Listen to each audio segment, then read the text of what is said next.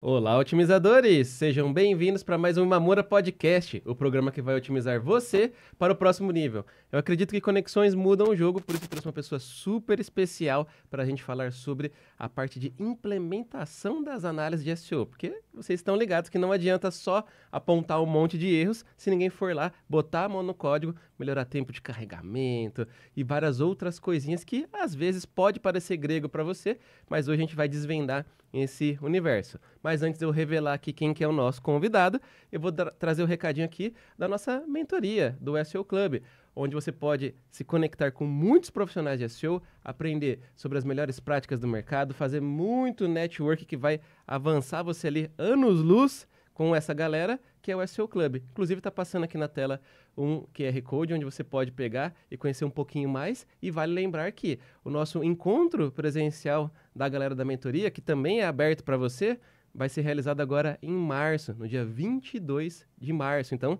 se você quiser participar, aproveita, também tem um link aqui na descrição. Vai lá, garanta o seu assento ali dentro da nossa plateia, porque já foram vendidos mais de 50% dos ingressos. Então, garante seu espaço lá, não deixe essa oportunidade passar, beleza? Então, vamos lá, vou falar aqui agora sobre o nosso convidado de hoje. Ó, se liga só.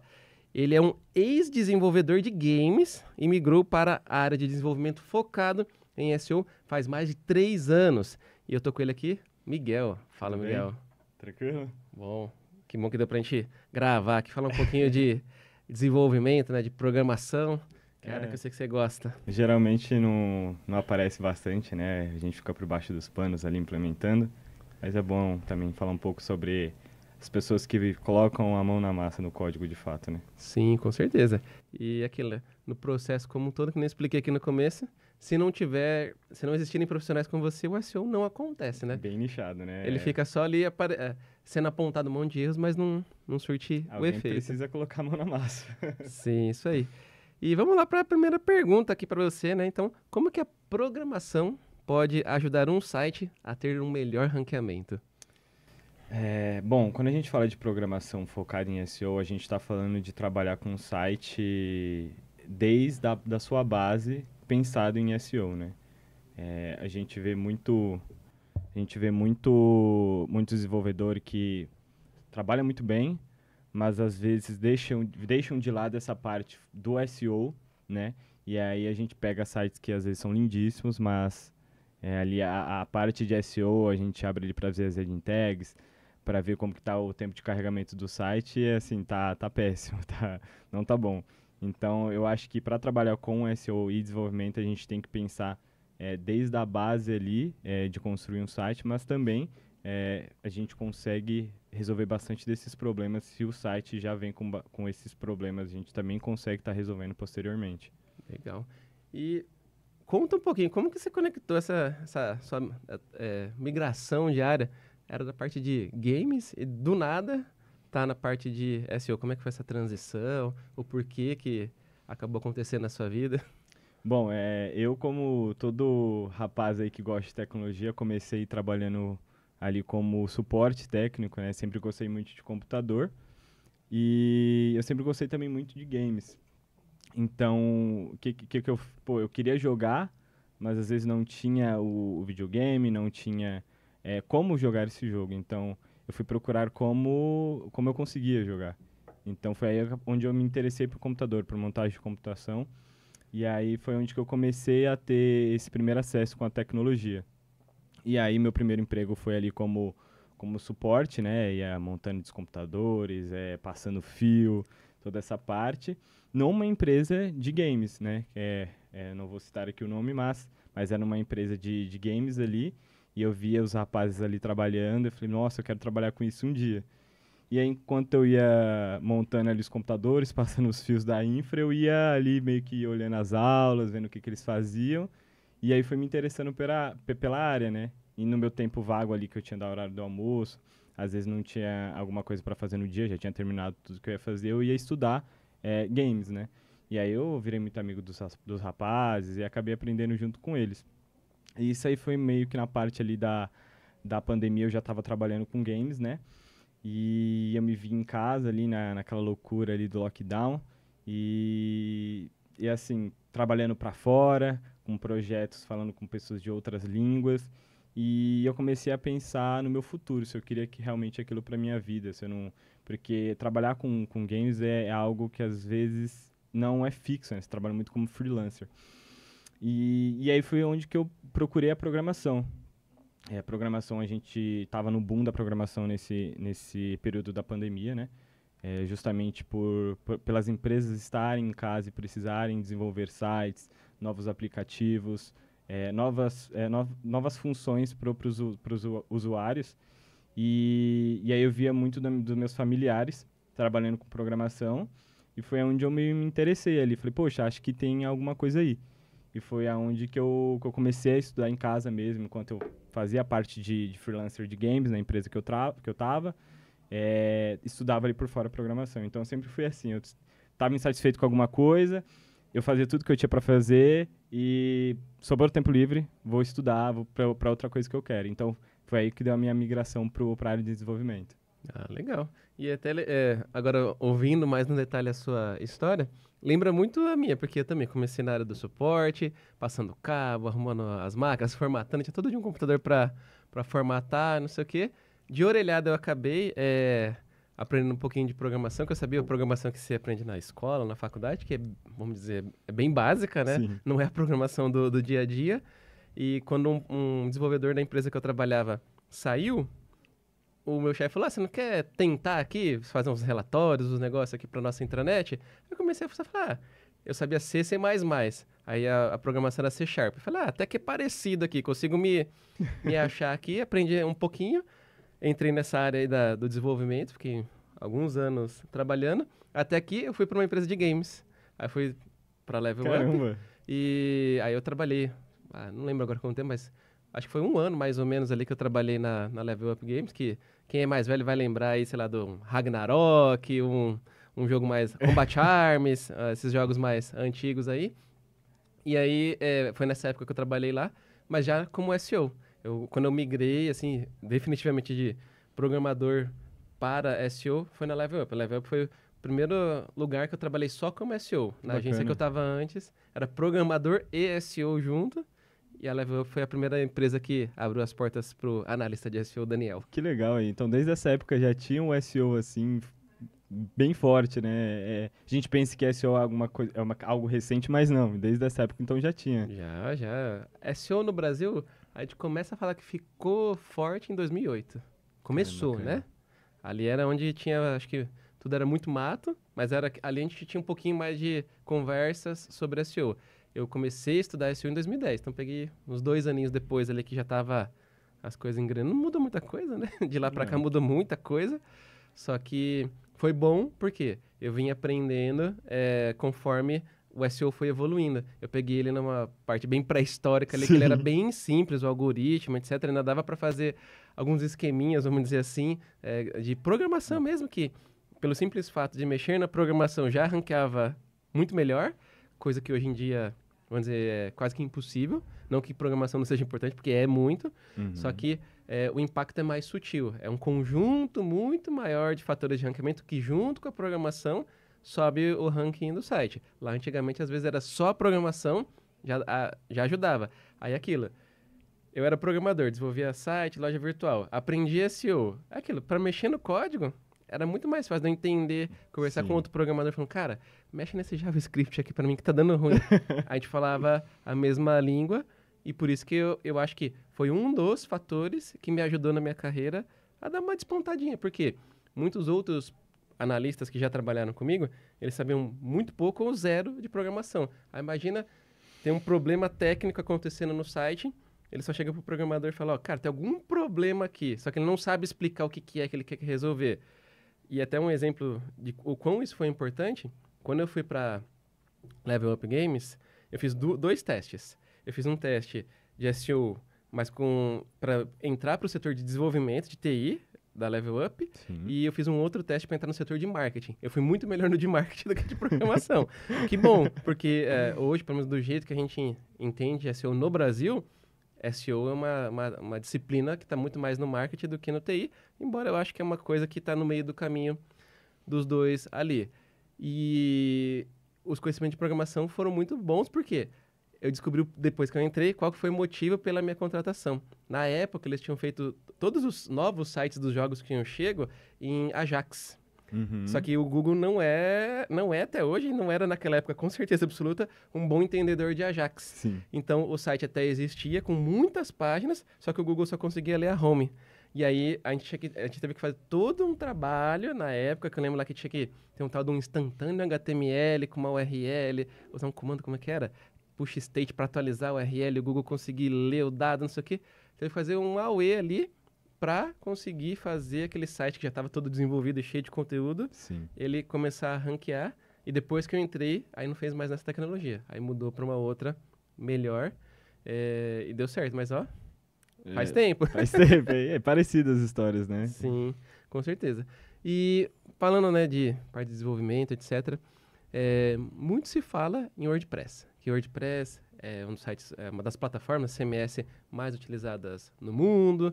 A gente tem muitos e muitos clientes, né, que trabalham com WordPress. Mas você, como desenvolvedor, eu quero a sua visão como desenvolvedor. O WordPress é tudo isso mesmo? Ele é bom de trabalhar? Ou, tipo, não é tão bom? O que você acha da plataforma? Bom, e pensando para SEO também, né? Puxando pensando sardinha. para SEO, bom, vamos lá. O WordPress, eu não vou saber o dado específico agora, mas ele compõe praticamente mais da metade dos sites aí mundial. Então, muita gente usa ele. Se muita gente usa ele, não é porque ele é ruim, né? Ele é bom. O WordPress ele tem sim os seus problemas com segurança, com otimização, mas um bom desenvolvedor consegue fazer um bom site em WordPress.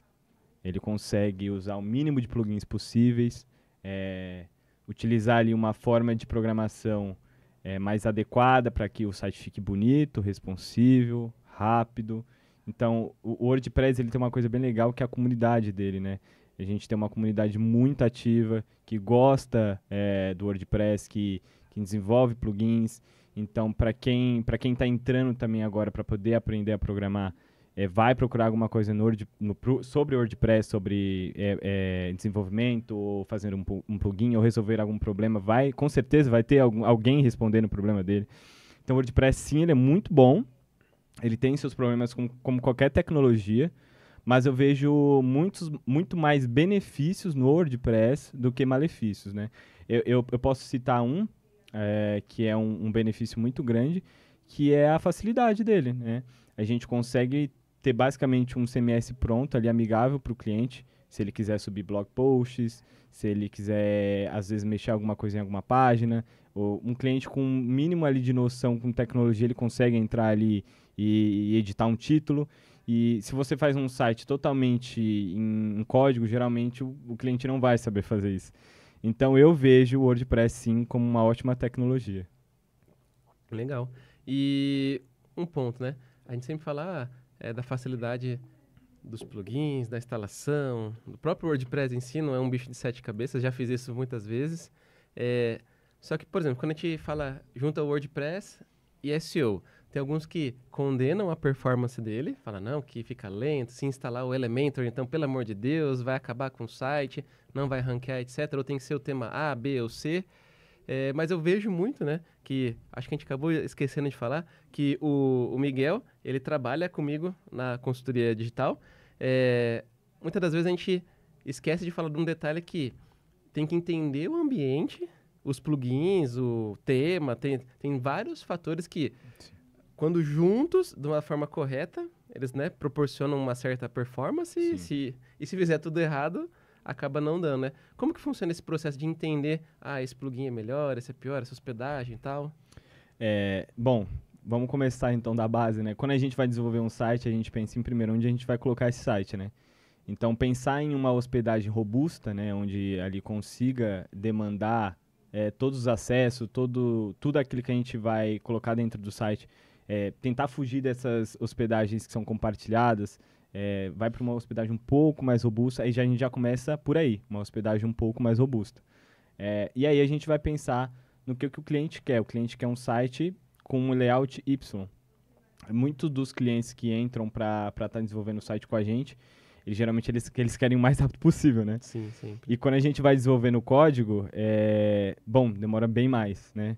Então, a gente opta por usar algum tipo de builder, né? A gente chama de builder, que é o Elementor, BV Builder, esses arrasta e solta que a gente chama, que são construtores de layout que proporciona a gente trabalhar de uma maneira mais rápida, mais barata para o cliente, porque a gente vai conseguir entregar mais rápido.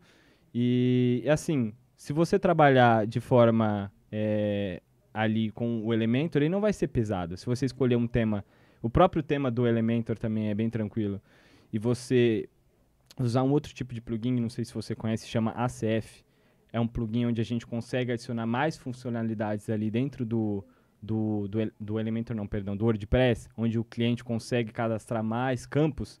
A gente consegue fazer basicamente qualquer site com esses 4 plugins. Então, um Elementor, um tema, um ACF e um Yoast ali, a gente consegue fazer praticamente todos os sites possíveis ali. Uhum. Então, cara, 4 plugins ali não vai pesar no seu site. Sim, aquilo, é uma junção. Também não pode pegar aquela hospedagem de $2 por mês, Sim. né? E saber o que está instalando. Não sai instalando todos os plugins que às vezes o tema recomenda, porque não tem necessidade. Também manter tudo, acho que atualizado, né? Que Sim. isso acho que é uma das falhas que a gente acaba muitas das vezes pegando, né? Chega um site que faz lá 6 anos que não atualiza um plugin lá. Aí isso, né, dá brecha de segurança, performance, entre várias outras coisas.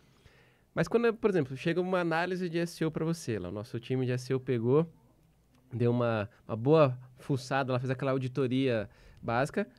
Os profissionais de SEO, eles pedem vários ajustes, sei lá, heading tags, etc., para que o time de tecnologia vá lá e implemente, porque, segundo, né, o que a gente estuda, são as boas práticas que o Google valoriza.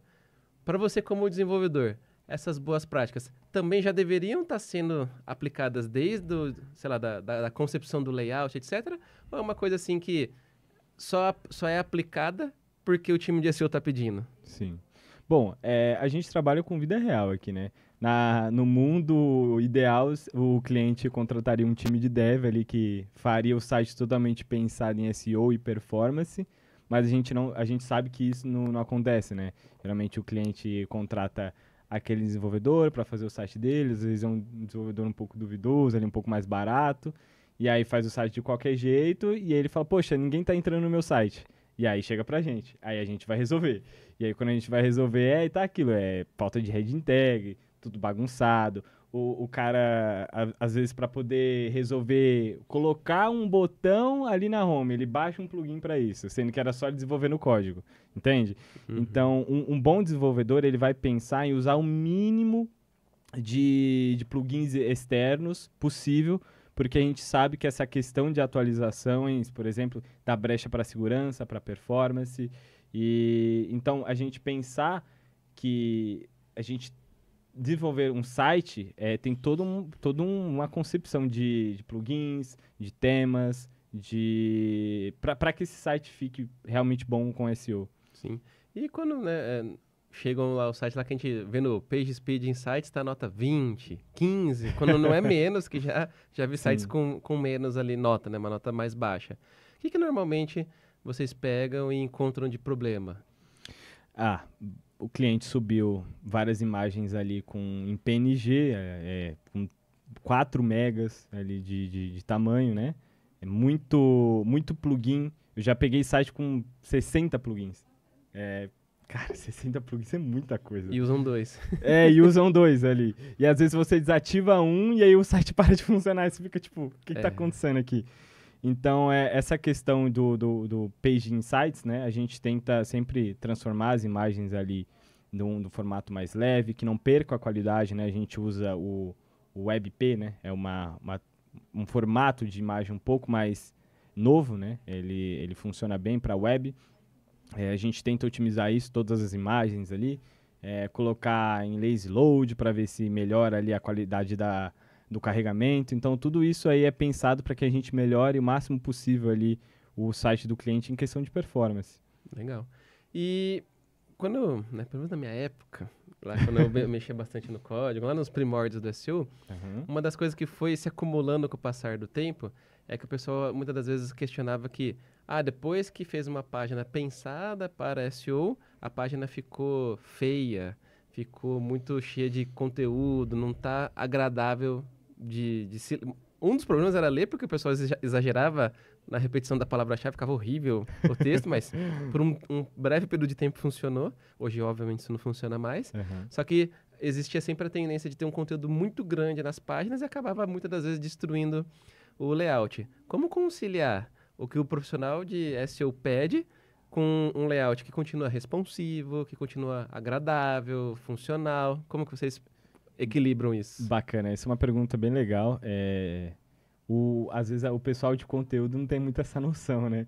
De precisa colocar isso na página, só que a gente precisa pensar como que vai ficar isso, né? Porque não pode ficar feio pro usuário, né? Exato. Pensa, vamos colocar ali um textão, imagine pro usuário ler, não fica legal. Então é sempre bom a gente pensar ali no layout combinado com o conteúdo, né? Vamos quebrar isso em 2 parágrafos. A gente coloca uma imagem para poder ilustrar, dar um respiro ali para o usuário. Então é sempre importante a gente pensar no layout junto com o conteúdo. Porque senão a página, como você falou, vai ficar feia, vai ficar estranha, vai ficar aquele texto parecendo uma bíblia. Então também não fica interessante para o usuário ler, né? Ele vai acabar achando o seu site feio e vai acabar saindo. Sim, tem que ter um pouquinho de noção de design, vamos Sim, dizer assim, não dá precisa. É que na minha época, tô ficando velho, na minha época, na minha época a gente tinha muito essa questão de se preocupar basicamente só com o código, Aham. e para deixar bonita era a equipe de front, a gente não mexia em nada, era só no back-end, no front, a gente não botava a mão, e era Aham. Deus nos acuda, porque depois que a gente mexia, dava uma estragada. Mas que bom que agora acho que tá dando um pouquinho mais essa equilibrada, né? Vocês acabam tendo noção tanto do back quanto do front. É uma junção de fatores, como você falou, né? São vários pilares que ajudam a ranquear o seu site ali para a primeira página e o layout é um deles, né? Ele é um dos pilares também, senão o cara vai acabar saindo do seu site. Com certeza. Quando a gente tem um projeto que ele, vamos dizer, tem um escopo bacana ali, tem bastante coisa acontecendo, praticamente toda semana a gente acaba mexendo no código. Sim. Você, como desenvolvedor, como manter vamos dizer, um histórico, uma rastreabilidade das mudanças que vem acontecendo? Até porque, né, vai que algum dia dá um problema, precisa dar um rollback, ele voltar um backup, sei lá. Como que é hoje esse processo para a gente ter, vamos dizer, não vou nem chamar o máximo, mas pelo menos um mínimo de segurança ali, de Sim. que estamos mexendo, mas temos todas as versões, cópias e conseguimos endereçar caso aconteça algum problema, quando que isso aconteceu? Bom, quando a gente pensa em versionamento de código, a gente pensa sempre em Git, GitLab, aí, esses softwares de versionamento que a gente tem aí pela internet, né? Bom, no melhor dos mundos, todos os clientes teriam um Git ali com o repositório dos seus códigos, mas a gente sabe que isso não acontece, né? Muitos dos nossos clientes não têm um Git, ele não tem um software de versionamento de código, né? E aí o que resta é a gente trabalhar com o que a gente tem na mão ali, né? Eu tenho o meu próprio organização ali de como eu faço esse versionamento, né? Eu faço tanto na minha máquina quanto subo ali para o Drive, né? E é sempre muito importante quando um cliente vai escolher uma hospedagem, procurar uma hospedagem que tenha ali um backup pelo menos semanal, né? A gente pede que seja diário, né? A gente tem várias soluções aí não tão caras que já vêm com esse backup diário. É importante o máximo de versionamento que você puder. Eu ter o meu versionamento, eu ter no Drive, a hospedagem ter o dela, porque se der algum problema a gente precisa ter esse código na mão para voltar o site do cliente para o ar, né? Mas como funciona hoje, da forma que eu trabalho, chegou uma análise ali, preciso modificar. O que eu faço? Geralmente eu coloco ali o dia, né? Eu já tenho uma pasta do cliente lá, vinculada ao meu Drive, crio o dia dentro da pasta do cliente, coloca ali a data e coloca qual que é a pauta que eu estou fazendo, sei lá, pauta 03. E ali, dentro dessa pasta, eu coloco mais uma de backup. E aí, vou mexer em tal página, sei lá, functions PHP. Jogo ela para backup, jogo outra para fora da pasta, trabalho ali e subo. O site parou. Eu já sei qual que foi a última que eu mexi. Então eu subo tudo de volta, o site do cliente volta. E isso tendo dentro do meu computador e dentro do Drive. No mundo ideal, a gente estaria trabalhando com Git, mas a gente sabe que isso não acontece. Muitos clientes não vêm com Git. Sim, normalmente são clientes maiores, até quando tem um time de TI interno que Também. mexe junto, a gente tem uma branch lá que mexe separado, enfim, tem várias coisas que somente clientes maiores, às vezes, sei lá, pegou um cliente bem pequenininho ali que não tem, obviamente não tem toda essa tecnologia dentro de casa, né? A gente vai trabalhando da melhor forma possível para ficar o mínimo de tempo o site fora do ar, porque Sim. obviamente uma vez ou outra vai acontecer, porque às vezes a gente não desenvolveu o site, a gente não sabe o que tem por baixo ali do capô. Então pode ter alguma coisa que tá amarrado com um plugin que você desinstala, Sim. para de funcionar, tem várias coisas. Mas o objetivo é sempre trazer ali o máximo de segurança para o cliente sempre estar com o site funcionando, até porque acho que um dos pontos que cria maior alarme ali é o site ficou fora do ar. O cliente liga na hora, né? Ele vai chamar o atendimento, fala, o meu site está fora do ar. E que bom, né? Que ele percebe. Mas esse processinho é bom que mantém as coisas seguras, confiáveis, backup e Sim, tudo. uma prática que a gente tem dentro da empresa chegou cliente novo, backup geral de tudo. Tudo, né? De tudo. Ele faz backup do banco, do site inteiro, de todos os arquivos. Porque se chegar o cliente, meu site está todo desconfigurado depois que vocês mexeram. Pum, a gente sobe de volta. O site está zero de novo. Sim. Então é uma boa prática que a gente faz. Chegou cliente novo, backup de tudo. Sim. E fora também, né, que a gente tem todo um processo de depois passar para o time de SEO validar de novo, se o que vocês fizeram tá de acordo com o que eles especificaram, se o site está funcionando, que é bom, né? Uma outra pessoa testar, que eu sempre falo, né? Quem programa não testa. Porque fica viciado, né? Às vezes você fica muitas horas mexendo ali na página, vai passar um negócio que você já não tá mais enxergando. Tá na sua cara ali, mas você não tá lendo. Você tá se preocupando, tipo, tá funcionando? Tá funcionando. Mas às vezes é um errinho de digitação, um Ctrl-C, Ctrl-V que veio meio torto. São algumas coisas ali que acabam acontecendo. E pensando até nessa parte de backup, tudo que você comentou. Já teve alguma vez que o backup salvou a vida? Olha, não, já teve vez que o backup salvou minha vida, mas eu posso dar um exemplo de uma vez que que eu não tinha um backup e eu me lasquei por não ter o backup. Bom, eu posso contar essa história, não vou citar o nome do cliente, já faz muito tempo, né? Eu tava ali nos meus primeiros anos de empresa, ali, acho que foi no primeiro ano, ali, os primeiros 6 meses. E o site do cliente estava com algum problema que eu não me recordo agora. E eu falei, poxa, não tô achando esse problema, cara. Não tô achando. E ali eu com 6 meses, inexperiente ainda, falei, e se eu atualizar o tema do cliente? Será que volta? Fui lá, eu atualizei o tema do cliente. Meu, o site do cliente voltou do zero. Tipo assim... Resetou. Pra quem não entende muito de WordPress, gente, quando a gente pega um tema, o tema é como se fosse um template. E aí a gente pode, em cima desse template, desenvolver outras funcionalidades. Trocar as cores, trocar as fontes. Meu, eu atualizei, o site do cliente voltou com as fontes tudo errada. Voltou com as cores tudo errada. Deu um pau federal ali. E eu com 6 meses de empresa e tipo assim, mano, eu não tenho backup disso, cara. O que eu vou fazer agora? Bom, e aí o que eu fiz? Tinha que arrumar um paliativo. Eu fui no Wayback Machine, pra quem conhece, o Wayback Machine é um site onde você coloca ali a URL e você consegue ver as outras versões do site. E eu fui arrumando na mão. Tive que arrumar na mão. Refiz o site todo. Em 4 horas eu fiz o site todo do cliente. E aí, se eu tivesse um backup, era só voltar o backup. Mas eu não tinha. Era 15 minutos. Era 15 minutos? Menos. Era menos. 5 minutos eu voltava o backup do cliente. Sim, que ele deve ter resetado algum arquivo de configurações que não tava no banco, tava em arquivo. Sim. E perdeu tudo. Sim, cara, faça backup. Esse backup vai salvar a sua vida. Sim, com certeza. Eu não tem nada a ver com esse, mas uma vez eu me lasquei porque não tinha backup do banco, no caso.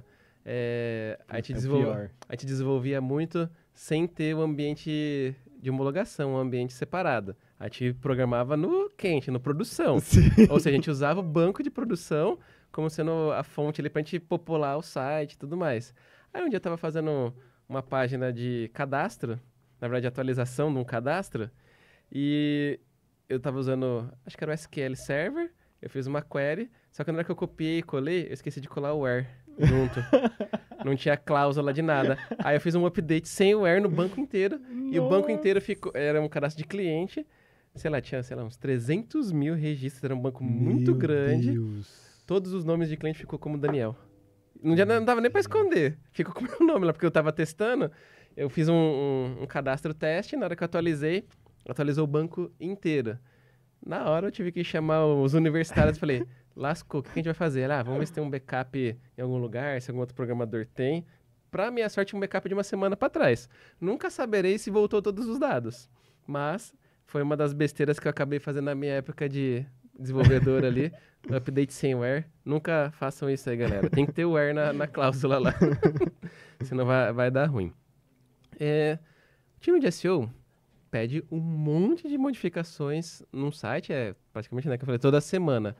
Na sua visão, essas modificações que o time de SEO acabam solicitando, pedindo, no final, assim, com o olhar agora de programador mesmo, você considera que o resultado final, ele beneficia o site como um todo? Ou, como alguns programadores falam, é só florzinha, é só frufruzinho pro Google? Tá, vamos lá. Bom, eu acredito que sim. Tem sim, ele muda bastante coisa. A gente muitas vezes tem que trabalhar em conjunto com o analista. De falar, analista, isso daqui, pensando como programação, não faz sentido, né? Talvez colocar esse conteúdo aqui vai ficar feio, né? Ou talvez trocar tal heading tag ali, talvez não seja tão interessante. Então é muito importante, como desenvolvedor, trabalhar em conjunto com o analista. Sim. Eu acho que é o casamento perfeito ali. É você trabalhar, você e o analista ter esse match, né? Os dois entender como trabalha. Por isso que é muito importante eu, como desenvolvedor, ter uma boa base de SEO, de saber sobre SEO, e o analista também ter uma boa base de programação. Porque ele vai saber se eu apontar isso daqui, talvez, como programador, não seja interessante. Mas eu acho que sobre o que a gente faz no dia a dia, sim, a gente vê muito site que, tá todo... As heading tags tá tudo bagunçada, não tem H1, tem 3, 4, 5 H1. Eu já peguei site que não tinha nem heading tag, não tinha nada. Bom, a parte também de imagens, né? A gente também trabalha com muita otimização de imagem. A maioria dos desenvolvedores que fazem um site sobe um monte de imagens pesada que acaba ali dificultando o carregamento em dispositivos móveis. Então, tudo a gente trabalha com isso dentro da análise. Imagens, essa questão de heading tags, o link build também, muito importante. Então, sim, a gente vê... Claro que não é... Fiz uma análise, o site vai ficar top. Não. Cara, é trabalho de formiguinha. A gente vai trabalhando, e a gente tem ali o final de algumas análises, uma versão melhorada de um site para SEO. Sim. E até um ponto, né, de o profissional de SEO entender de programação. Eu sempre explico pro pessoal que não precisa ser um programadorzão, saber fazer tudo, mas ter uma noção do que você tá olhando em questão de código, principalmente quando a gente tá ficando um pouquinho mais avançado, que a gente para de olhar só o PageSpeed Insights, ali a nota, a parte de cima, e desce o relatório e começa a ver que tem vários problemas que envolvem JavaScript. Às vezes também você vai pegar e usar uma outra ferramenta como Web Page Test. Lá tem questões que vão além do código, como por exemplo, não está com o Keep Alive habilitado no servidor. Sim. O gzip não está habilitado. São coisas que é um passinho à frente ali, mas que assim, eu coloco que é mais para essa parte de tecnologia e não tanto só a parte de SEO. Só que aquilo, tem que saber o que é aquilo, porque impacta diretamente no resultado do cliente. Teve um dos nossos clientes, nos grandes sites aí que a gente trabalha, que lá atrás, sei lá, era 2018, mais ou menos, 19, eu lembro que eu estava fazendo uma análise, falei, putz, será que a gente consegue habilitar o gzip aqui nesse servidor? Liguei para a hospedagem, que a gente tinha um suporte bem próximo ali. Falei, cara, vocês conseguem habilitar? Eles, não, a gente consegue. O servidor de vocês é dedicado, é só entrar lá, apertar aqui, tá habilitado. Falei, habilita para mim. Só o fato de habilitar isso melhorou em 4 segundos o carregamento do site inteiro. Eu falei, caramba, se eu soubesse, eu tinha pedido para ativar isso aí muito antes. Mas só foi possível porque eu parei de olhar só para o PageSpeed Insights, fui dar uma olhadinha em outra ferramenta, que é o Web Page Test, e tava lá falando, ó, você não tem o gzip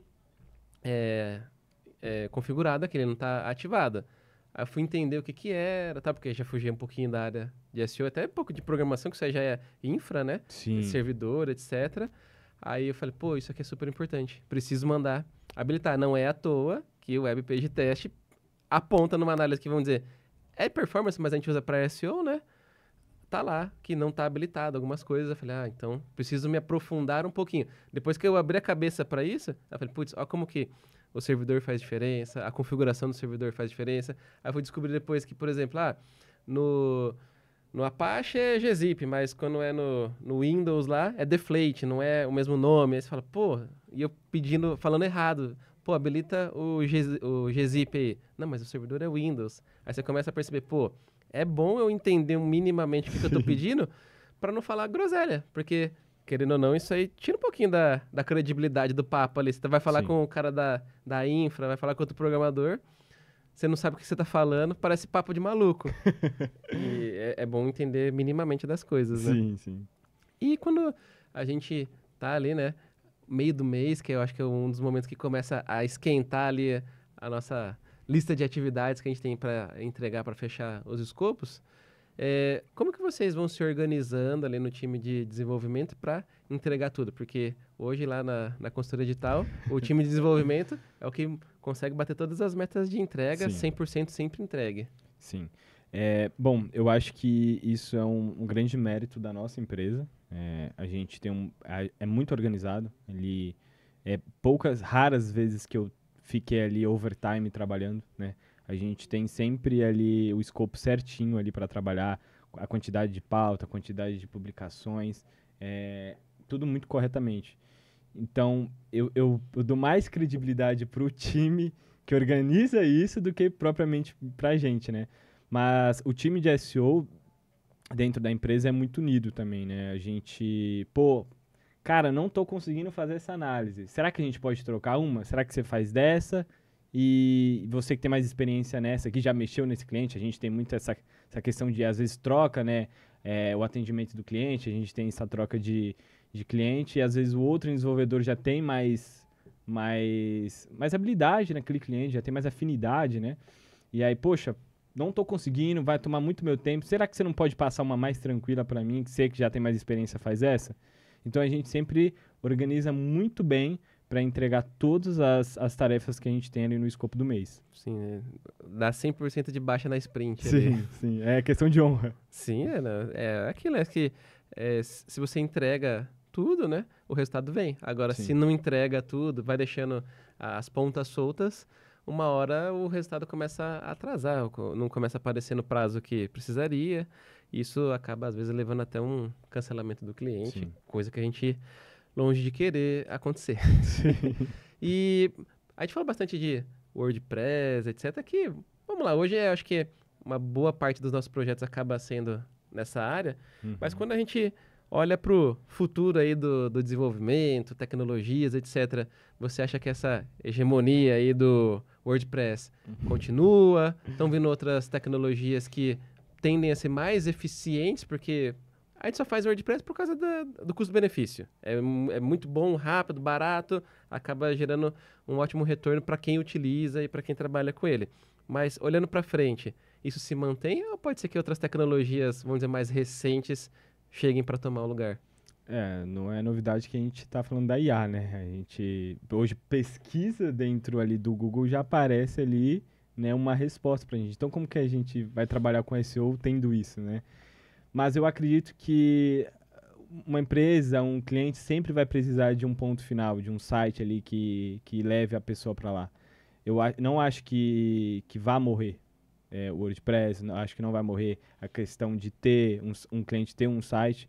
Eu só acredito que a gente está num momento de transição ainda. A IA é muito recente a IA nessa questão de pesquisa. A gente vê vários aplicativos agora tendo a sua própria IA, né? Ali a Meta, a Google, o próprio ChatGPT, o DeepSeek agora também. Mas eu vejo que aí ainda não tá lá. A gente ainda não tá sabendo usar essa ferramenta, não tá 100% pronta ainda. Eu acredito que a gente está nesse momento de transição onde a gente não sabe muito bem para onde está indo. Sim. É, E tem até um negócio que eu já vi. Mas, fuçando no YouTube, você vê de tudo um pouco, né? O pessoal até às vezes faz o próprio, sei lá, chat GPT programar pra você, fazer um plugin de WordPress. Eu nunca testei, mas diz o pessoal que se você colar, copiar e colar o código ali, o plugin funciona. Não sei se você já testou alguma coisa assim de usar a IA. Não vou falar nem que é pra programar no seu lugar, mas porque você tem que direcionar a IA pra ela fazer o que você quer. Mas ela quebra uns galhos ali de código, de programação e afins? olha, o chat GPT, IA, DeepSeek para programação, eu acho ele extremamente interessante. Por quê? Para outros tipos de pesquisa, sei lá, saúde, qualquer outras coisas, eu acho que ele ainda não está 100% ainda. Ele erra bastante. Na programação ele erra bastante. Então, se você pegar, vamos supor, nós dois já trabalhou com programação, você já tem uma base. Se eu sei fazer um plugin em WordPress e você não sabe, tendo a sua base de programação, se eu colocar nós dois para poder fazer este plugin, eu sabendo e você não, usando o chat GPT, você vai conseguir fazer o plugin. Só que ele vai errar tanto, e ele vai te dar tanta gambiarra, que eu, com o meu conhecimento, vou fazer muito mais rápido do que você. Entendi. Por mais que ali ele seja rapidinho ali, faz tum, tum, tum, tum, cara, não vai ficar 100%. A gente vai pegar um código macarrônico, que a gente chama. Ele erra bastante ainda, eu sei que corrigir muito ele. Eu já fiz a experiência de eu não saber alguma coisa e, poxa, não sei fazer tal coisa no WordPress. O cliente me pediu tal funcionalidade. Vou usar o chat GPT. Meu, eu tive que ficar, sei lá, 3 horas conversando ali com o chat GPT para ele corrigir o código. Ó, não tá funcionando. Não é desse jeito que eu quero. Deu esse alerta, deu esse erro. Deu esse erro. Então você tem que... Ele é como se fosse uma criança, realmente. Você tem que ir guiando ali ele para que ele faça o que realmente você quer. Entendi. Ou seja, para programar com o chat GPT, você tem que saber muito de programação. Sim. Sim, com certeza. Então, não resolveu muita coisa. Mas assim, que bom que quem entende, né, consegue, às vezes, ter um suporte, às vezes um pouquinho mais alto, até para não ficar digitando muita coisa, às vezes é uma coisa até mais simples, a coisa sai, você consegue refatorar só de bater o olho, você troca isso por isso, dá para encurtar um caminho aqui. Mas aquilo, né, para quem não sabe absolutamente nada, sai alguma coisa. Não nada, né, porque precisa saber pedir, né, mas quem sabe o mínimo consegue destravar, vamos dizer assim. Não vai ser a melhor versão, mas sai alguma coisa. Eu uso bastante a IA no meu trabalho para poder me ajudar a fazer coisas mais rápido. Por exemplo, às vezes o site do cliente tem um CMS ali que não é WordPress e eu pego várias vezes assim, eu preciso publicar alguma coisa lá. Uhum. Só que eu pego o conteúdo da pauta, jogo lá, vem tudo desformatado. Como que eu formato isso de maneira rápida? Pô, vou ficar lá, em cada parágrafo, P, colocar o P, fecha o P. Coloca a heading tag, não. Chat GPT, formata isso daí pra mim. Ajuda bastante, ele faz em 5 segundos. Sim. Às vezes um blog post que eu vou publicar ali demora, sei lá, 15 minutos. Com o chat GPT eu mato ali em 7,5 minutos. Então, eu uso bastante o chat GPT, o DeepSeek, as IA, para poder não fazer o meu trabalho, mas para aumentar a velocidade para poder conseguir ter mais entrega para o cliente. Sim, com certeza. Eu mesmo, todo santo dia, eu tô usando o Você gosta? Eu adoro. Mas é porque, por exemplo, é que eu não atuo no código, mas eu escrevo muita coisa. É artigo pro LinkedIn, eu escrevo e-mails toda hora, é mensagem pra mandar, às vezes, pra um cliente no WhatsApp, que não dá pra falar, tem que mandar escrito. Ou até mesmo, fazer a pauta aqui. Mas como que eu uso de forma inteligente? Porque assim, digitar, a gente digita numa velocidade. Embora eu digite rápido, uma coisa é eu traduzir as minhas ideias, que tem um monte de coisa passando na cabeça, colocar formatado, organizado, com tópicos no papel. E às vezes você vai escrever uma vez, você não vai gostar, você vai reescrever, vai atualizar, etc. O que eu tenho feito muito? Eu pego no celular, porque fica mais fácil, eu habilito o microfone, não é a conversa com a IA, eu habilito o microfone para ele digitar o que eu tô falando. Isso é muito da hora. Aí eu fico, sério, às vezes eu já fiquei tipo 10 minutos falando. Depois que eu terminei de falar tudo, eu peço, ó, sei lá, me ajude a organizar essas ideias para uma pauta que eu vou gravar um vídeo com o Miguel. Mas foi o quê? Eu dei todas as orientações do tipo de pergunta que eu queria fazer, contei quem que era o Miguel, qual era a minha relação com o Miguel, não sei o quê, nananana. Bom, sai uma pauta 90% ok. Eu vou Sim. tirando uma coisa ou outra que eu falo, essa pergunta aqui, por exemplo, não faz sentido, tira fora. Ou não, isso aqui é legal de explorar no papo, tal. Um negócio que eu ia demorar, sei lá, 1 hora construindo, reescrever, não sei o quê, fica pronto em 5 minutos, às vezes, sei lá, até menos tempo. Por quê? É o jeito certo de usar. Da mesma forma, vou escrever um e-mail complicadão. Eu penso primeiro aqui, tá, eu quero responder isso. Grava um áudio, manda ali pro ChatGPT, o e-mail vem bonitão. E agora até eu tava vendo, o próprio Gmail, né, que é o que a gente usa lá na empresa, o Google Workspace, ele habilitou lá o Gemini, né, dentro do Workspace. Você pode escrever um e-mail e pedir para a IA reescrever, para o texto ficar mais coerente, mais certinho, fazer uma correção ortográfica. Aí aquilo, isso não vai te dar produtividade? Vai dar produtividade, eficiência, porque você não vai mandar um e-mail escrito todo torto. Sim. É aquilo, tem que usar. Sim. Eu gosto bastante disso que você faz, de pegar. Às vezes eu tô com uma ideia, preciso escrever ali, eu escrevo super rápido, às vezes vem todo desformatado ali, redundante, né? A gente joga pro chat GPT, ele formata tudo bonitinho ali, deixa formal, às vezes informal, do jeito que você quiser, manda pro cliente ali, pô, muito melhor. Sim, também eu uso muito para expandir ideias. Que às vezes assim, Verdade. putz, eu vou gravar um vídeo aqui de uma coisa técnica disso, mas eu não gostei do título que eu vou pôr no vídeo, alguma coisa assim. Eu começo a trocar uma ideia com o chat GPT. Ó, pensei em gravar um vídeo assim, pensei nesse título. Me dá mais 10 ideias, 20 ideias. Aí começa. Fala, ó, gostei da ideia 5, a 7 e a 10. Mistura elas. Aí dá outra ideia. Falo, pô, o título ficou mais atrativo, ficou mais chamativo. Também dou direcionamentos de copy. Por exemplo, eu tô escrevendo um e-mail aqui, sei lá, que eu vou mandar para minha base de e-mails lá que me seguem, como Daniel Imamura, e vou vender o meu curso do Otimizador Pro. Só que eu quero que você crie uma promoção, aplique um gatilho de escassez e não sei o que, papapá. Pronto, o ChatGPT traz ali algumas ideias, eu só formata ali e fica muito mais rápido do que ficar horas e horas que eu já fiz o processo na mão.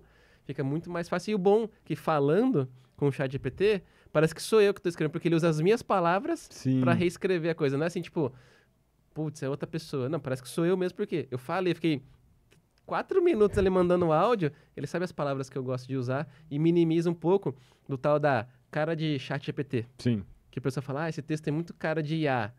Você elimina boa parte dessa cara de IA quando você fala com a IA. Porque falar é diferente de escrever. Quando você tá falando, a gente usa uns tá, você coloca um monte de coisa ali no Sim. meio do jeito que você fala. Agora, quando você vai escrever, você tenta ser um pouco mais polido. E aí isso já desformata tudo quem é você, a forma como Sim, você verdade. fala. Eu não tinha pensado nisso. Eu nunca usei essa questão de falar com o chat GPT. Eu acho interessante. Testa, Vou ó, começar a usar. já mandei uns briefings pra vocês lá do setor de tecnologia, foi assim. Eu dei a ideia e ela formatou toda a ideia bonitinha, com tópicos, etc. Às vezes traz até sugestões. Bacana. E é bom que traz até um complemento. Mas bora lá, amiga, pro segundo bloco aqui do nosso programa? Então agora a gente vai desvendar um pouquinho da sua mentalidade aí, que você é um Eita. cara que... Um exemplo ali, não só de profissional, mas também de pessoa. Performa bem aí. Qual livro você leu que você recomenda de olho fechado? Cara, eu não vou saber o nome exato do livro. A gente usa o Google. É um livro, eu acho que é 7 Virtudes do Homem Masculino, alguma coisa assim. É um livro que, se você pensar, é um livro machista, não é. É totalmente ao contrário disso. É muito bacana esse livro, porque ele dá ali sugestões para você ser um homem honrado, né? E apesar de tudo, apesar de onde você vive, de como está a sua situação, que você tem que ser uma pessoa resiliente. Ele dá vários tópicos ali para você ser resiliente, para você ser um homem honrado, para você honrar as coisas que tem à sua volta. Então foi um livro que eu li, eu gosto muito de ler enquanto eu caminho, porque eu junto duas coisas ali, eu gosto de otimizar meu tempo. E eu li, foi um livro que eu falei, poxa, cara, não dava nada para esse livro. Foi um livro que eu, tipo, peguei ali na promoção da Amazon, pô, tem a promoção aqui, aí ele te dá uns livros nada a ver, assim. Pum, Vai cliquei, junto. cliquei, pô, o livro que eu mais gostei, assim, tipo, gostei muito. Esse livro, posso até depois colocar aí na descrição, mas eu não sei o nome exato dele aqui, mas foi um livro, assim, que quando eu li, mudou a minha vida. Não, legal, me manda que eu coloco aqui o nome ou o link mesmo pra Amazon, pra galera ver aí, quem sabe, né? Seu livro favorito De deles outra também. pessoa. E é bom quando você vai com zero expectativas pra ler o livro, Sim. que eu acho que aquilo, quando ele acaba sendo bom, supera tudo que você imaginava. Porque assim, se você pega um livro que ele pode ser excelente, mas a expectativa tá tão alta que às vezes não corresponde ao tanto de expectativa que foi gerado. Sim, sim. Mas nesse caso você nem queria comprar direito o livro e acabou sendo uma grata surpresa É aí. engraçado que não era um livro hypado, assim, a gente vê muitos esses livros hypados, assim, que best-seller, e era um livro, assim, que, meu, nunca tinha ouvido ninguém falar. E quando eu li, assim, o livro, eu falei, caramba, muito bom. Bacana. Bom, vamos colocar aí pro pessoal conhecer. E hábitos que você não abre mão porque te ajudam a performar. Atividade física. O atleta da nossa equipe, um dos. Um dos, Bom, cara, atividade física assim, me salvou, assim, tipo, não tem como. Te ajuda em tudo, cara, saúde, cabeça, te ajuda a performar melhor, você fica mais feliz. Parece meio papo de coach, mas não é. Não é, só quem sabe, só quem vive, né, e tem essa rotina de sempre fazer atividade física, não faltar, às vezes ali tá chovendo, você tá cansado, você tá doente. Eu venho passando por bastante problemas de saúde e mesmo assim tento me esforçar para estar fazendo a minha atividade física porque eu sei que isso é o que me deixa melhor de novo. Sim, aí às vezes aquilo, né? Aí te fala, vou parar porque tá muito desgastante, não sei o que. Eu acho que é isso aí que tá me prejudicando. Na verdade, às vezes é isso que tá te fazendo continuar. Sim, às vezes você para e fica mais cansado. Fica pior ainda, Não, eu concordo ali.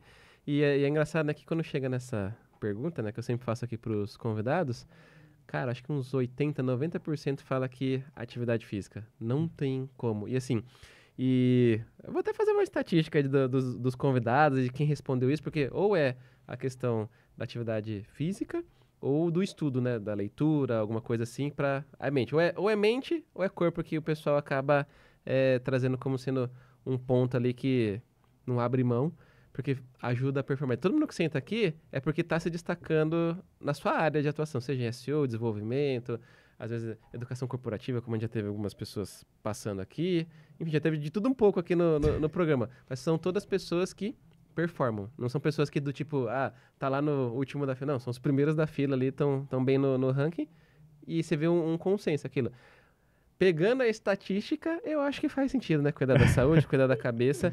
E é uma coisa que eu gosto quando isso aparece, porque tem muita gente que eu vejo, que eu conheço pessoalmente ali, ou às vezes por questão de internet a gente conhece, mas você fala, putz, essa pessoa podia performar muito mais se ela tivesse um pouquinho mais de disposição, energia para fazer as coisas, e aí isso a gente então, consegue... Mas você não pode forçar, né? Tem que vir da pessoa. Não. Então, não estou forçando, mas estou trazendo aqui para vocês a mensagem de que faz bem. Então, faz. Ali, um dos melhores momentos da minha vida foi quando eu realmente uni ali o estudo com atividade física.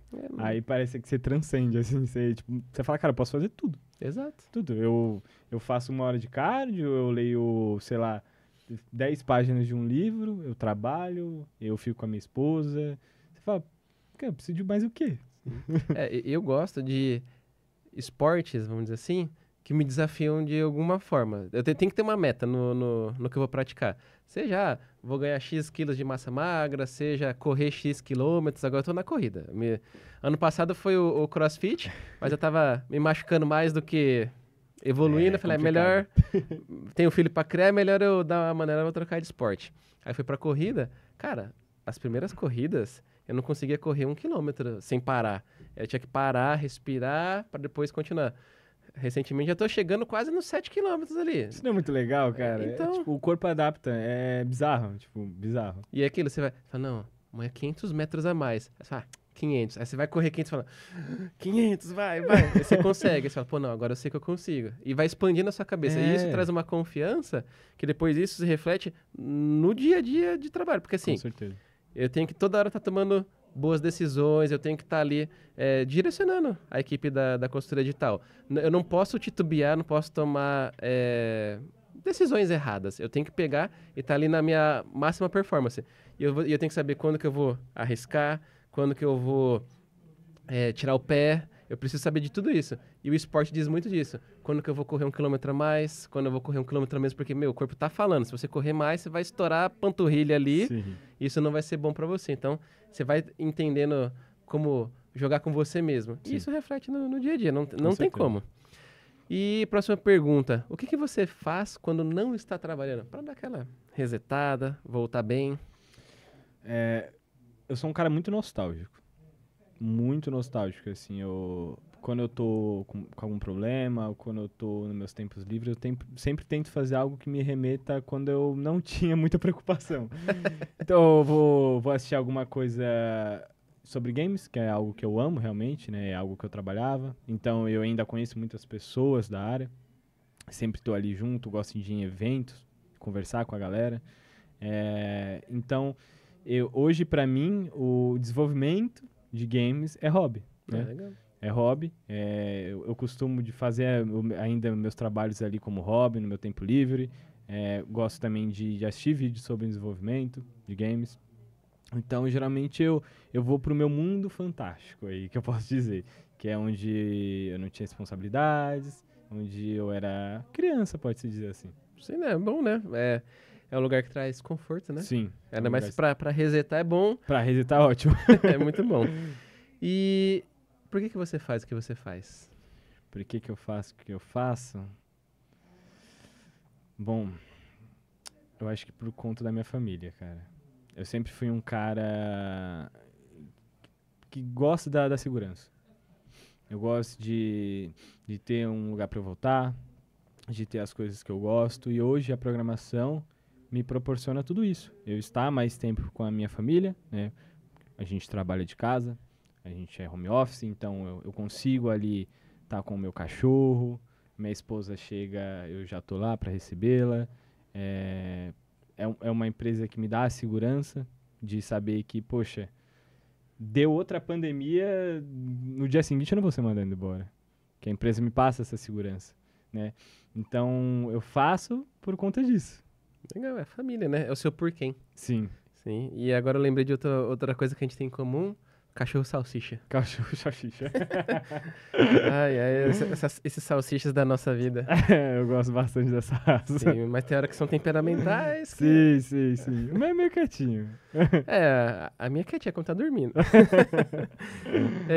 Vamos pro desafio aqui do nosso episódio? Todo episódio, eu peço pro pessoal de casa descer um pouquinho aqui nos comentários depois de deixar o like, se inscrever no canal e ativar o sininho, porque, vocês aprenderam coisa pra caramba. No mínimo que vocês têm que fazer é deixar um like e se inscrever no canal aqui. Mas eles descerem aqui nos comentários e deixarem uma palavra que representa esse episódio. E quem vai dar essa palavra ou frase, enfim, é você. O que você acha que eles têm que descer aqui nos comentários e escrever pra gente saber que eles assistiram até aqui e pegaram todas essas dicas? Uma palavra que represente esse episódio. Vamos ver. Desenvolvedores de SEO existem. Olha, eu gostei. Desenvolvedores de SEO existem. Então coloquem aí nos comentários que a gente vai saber que vocês assistiram até aqui. E óbvio, se tiver alguma dúvida, alguma pergunta, deixa aí que depois a gente volta aqui para responder. E quem sabe vir até um tema de um vídeo aqui do nosso canal. Se eu fosse descer aqui nos comentários, eu ia colocar macarrônico. Eu gostei dessa palavra que você fala. Macarrônico? Não, vai na do Miguel. Mas o macarrônico eu achei bom também. engraçado. O segundo desafio, coloca macarrônico também aí. Se você já pôs a primeira, coloca a segunda. E pra gente encerrar aqui o nosso programa, se você pudesse dar uma dica pra quem tá assistindo a gente de casa, sei lá, é um profissional de SEO, não tem ainda os conhecimentos de desenvolvimento, etc.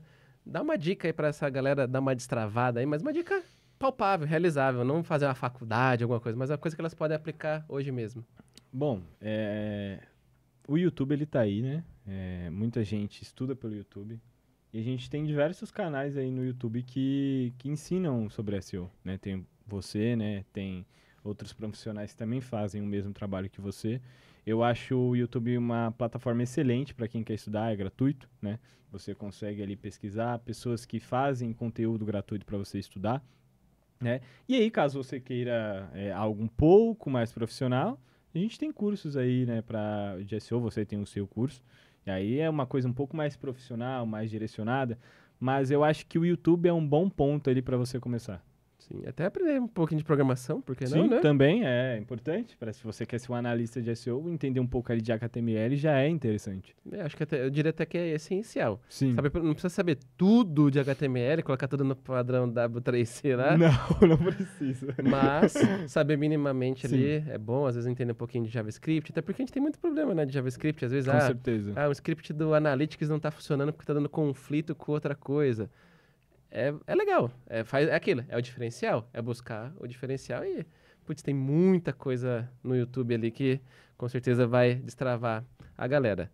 Show de bola, Miguel. Obrigadão aí pelo Obrigado. seu tempo, Tamo junto. por esse episódio aqui. Foi um episódio mais técnico, gostei, foi legal. E até, galera, se vocês quiserem um outro episódio aqui, a gente fale um pouquinho mais de programação, mandem as perguntas, que a gente traz essas perguntas pro Miguel Sim. responder aqui. E se o pessoal quiser conectar com você em alguma rede social, qual que é o melhor canal aí? Acho que o LinkedIn, né, é o meu LinkedIn, meu Instagram é mais pra família, é fechado. O LinkedIn pode acessar, ele é Miguel Andrades, né, pode acessar lá que a gente troca uma ideia, pode me perguntar o que vocês quiserem que eu vou estar respondendo ali. Show de bola. Então, galera, vou colocar aqui o LinkedIn do Miguel aí na descrição do vídeo para você poder ir lá, se conectar com ele, fala que veio do podcast, troca uma ideia, pergunta bastante. Miguel, com certeza vai ajudar vocês, ele ajuda toda a nossa equipe tirando dúvidas lá, não vai ser diferente aí com você. E se você assistiu até aqui, esse é o momento de deixar o seu like, de se inscrever no canal e ativar o sininho, porque toda semana tem um podcast às terças-feiras e de quinta-feira tem live aqui no canal pra gente falar dessa parte mais técnica aí de SEO, beleza? Então a gente se vê num próximo podcast ou numa próxima live aqui no meu canal. Até lá!